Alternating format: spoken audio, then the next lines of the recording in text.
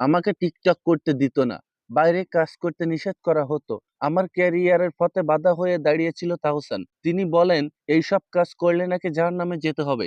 এরকম ধর্মের দোহাই দিলেন অভিনেতা তাহসান। হ্যাঁ বন্ধুরা, এমন গুরুতর অভিযোগ তুলে দীর্ঘ নীরবতা ভাঙলেন তাহসানের দ্বিতীয় স্ত্রী রোজা। মূলত ধর্মের দোহাই দিয়েই নিজের ব্যক্তিগত জীবনের উপর নিয়ন্ত্রণ আরোপ করা হতো বলে দাবি জানিয়েছেন রোজা। আর এই অভিযোগকে ঘিরে এবার দেশ জুড়ে শুরু হয়েছে নতুন আলোচনা এবং বিতর্ক। হঠাৎ করে গণমাধ্যমে ছড়িয়ে পড়ে তাহসান এবং রোজার বিচ্ছেদের খবর। জানা যায় তাদের বিচ্ছেদের বিষয়টি প্রায় চূড়ান্ত। এখন শুধুমাত্র আনুষ্ঠানিক ঘোষণাটা বাকি। বিয়ের শুধুমাত্র 6 মাসের মাথায় আলাদা হয়ে যান তাহসান ও রোজা। গত 6 মাস থেকে তারা আলাদা থাকছে, এমনকি তাদের মধ্যে কোনো প্রকার যোগাযোগ নেই।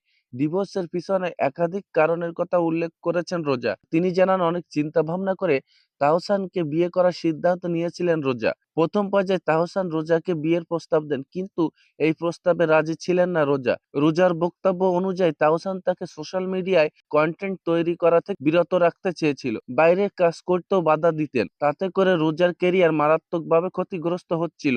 রোজার অভিযোগ, এই সবকিছু তাহসান ধর্মের ভয় দেখিয়ে রোজাকে মানসিক চাপে রাখা হতো। তাহসান পূর্বে বিবাহিত ছিলেন, সেই সংসার জীবনে তাহসানের একটি মেয়েও রয়েছে। অভিনয় জগতেও তাহসানের ব্যক্তিগত জীবনের নানা আলোচনা সমালোচনা ছিল।